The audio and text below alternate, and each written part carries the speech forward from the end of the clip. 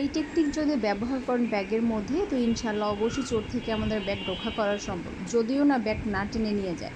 তো একটা মানুষের ব্যাগের মধ্যে টুকটাক হাবিজাবি অনেক কিছু থাকে, বিভিন্ন একদম আইটেম বা প্রয়োজনীয় অনেক কিছু থাকে। তো সেই ব্যাগটা থেকে ধরেন যে যদি চোর কিছু নিয়ে গেল, তাহলে কিন্তু অনেক খারাপ লাগে নিজের কাছেও। তো একটা মেয়েদের কাছে একটা ব্যাগ তার অমূল্যবান সম্পদ। তো এই জায়গাটা আপনি দেখতেছেন, আমি আপনাদের একদম ডিটেলসটা দেখাচ্ছি যে এভাবে চোর যদি চেনটা খুলে ফাঁক দিয়ে হাত দেয়, টোটাল জাস্ট সব কিছু নিয়ে যেতে পারবে।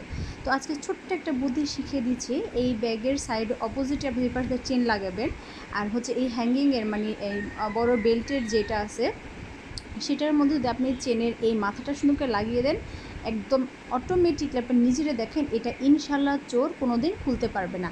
আর এই দেখেন আমি টোটাল দেখাই দিচ্ছি, দেখছেন একদম এত সুন্দর মানে লেগে থাকবে যা বলার বাইরে।